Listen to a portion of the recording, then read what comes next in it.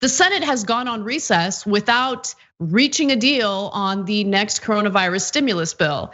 This is terrible news when you consider that the unemployment benefits, along with the eviction moratorium, has expired. Today is the last day. July 31st is the last day. And unfortunately, we have representatives, members of Congress who have decided, meh, not a big deal. Recess time to break.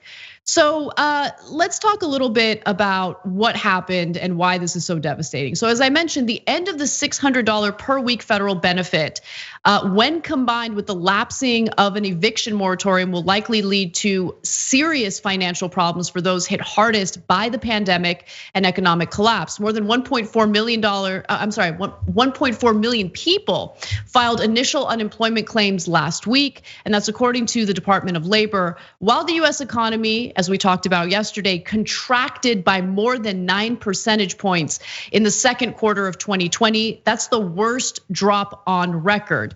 So what did they disagree about? What was going on? Well, I think you're gonna be shocked to find that I disagree with some of what Democrats were demanding, because there was a real opportunity here to expand or extend the $600 a week unemployment benefit for 4 months. That was something that Republicans wanted, but they wanted that in a standalone bill. Nancy Pelosi and Chuck Schumer essentially said, no, we're not into it. But they did play hardball in some regard. So I'll give you the details on where Republicans finally landed. But first, I wanna go to the next video because it shows you the laughable proposal that they initially had. Leader McConnell yesterday put forth a 1 week extension at the current levels for enhanced unemployment. And what did we see? Senator Schumer objected to that. Democrats came up with a plan 2 months ago. The Republican plan was just presented on Monday, and in that time, the president has contradicted the Republican plan on the amount of stimulus checks, on student loans. Mitch McConnell threw you guys under the bus on funding for the FBI building. What do you say to the tens of millions of people who are going to lose their benefits when it appears that the real issue is that Republicans cannot agree among themselves, even though they've had months? That's not it at all. In fact, Democrats offered a $3 trillion plan. We have a very specific focus right now, and it's not this comprehensive plan. Why didn't you start negotiating earlier, and why only the offer of an extension of 1 week? Well, what I would say to them is that this is unacceptable, that the Democrats have been fundamentally unserious. If Democrats were interested in extending unemployment insurance and helping the American people, they would have endorsed the Martha McSally bill and extended this by a week to give us time as we try to extend this in perpetuity while we also focus on evictions. Okay, Nando, the Martha McSally proposal of extending the unemployment benefits for 1 week is just insulting. It's laughable. I'm glad that Democrats didn't sign on to that. But I wanted to get your thoughts so far because Republicans luckily did come back with a different proposal that I thought wasn't as, it wasn't as bad. But given the emergency that we're in right now, I think Democrats probably should have taken it. Anyway, I wanted to get your thoughts. Yeah, it's one of those it's one of those things where you're negotiating with a gun to your head, right? Once these unemployment insurance benefits expire, something like 30 million Americans will see their incomes reduced by half to 75%, which would cause an amount of suffering that is just beyond our small little brains to comprehend. It's just, we haven't seen anything like this, certainly in our lifetimes, probably in a very, very long time. So in terms of like what the Democratic strategy should be to deal with Republicans, I don't know whether the ins and outs. I just know this is such a profound failure of leadership in this country during this absolute crisis. They can't even do that. They can't even extend the most basic kind of help to people during this unprecedented pandemic in which we need people to stay home, right? We need people to not work. And it's just something that you don't see in other countries and other more functioning democracies. They have their own little fights here and there, but something as basic as this is something that would absolutely happen. This is just, it's such a basic thing that to watch our system just be unable to meet the basic demands is just, it feels like it gives me vertigo just watching it, and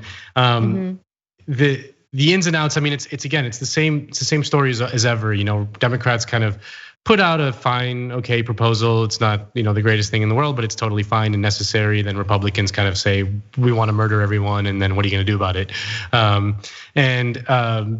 Yeah, I mean, they're going to have to do something.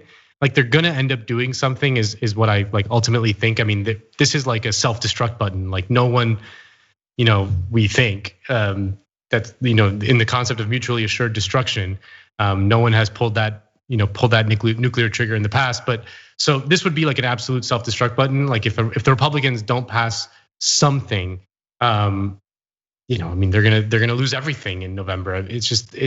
They can't do that, and it's right. So, but I think that Democrats are they never play hardball, right? No. But they're playing hardball right now, and I don't think the timing is necessarily right. So first off, the Martha McSally proposal was garbage, and so I applaud them for rejecting that. That was the right thing to do. However, after that, Republicans came back with something that I personally didn't expect, and that was the standalone bill to extend the unemployment benefits. And you would think, oh, they're gonna extend the unemployment benefits, but they're gonna lower the amount from 600 to like 100, because that's what they had floated earlier. But no, according to Politico, Meadows made an offer to extend enhanced unemployment benefits at $600 a week for 4 months as a standalone bill.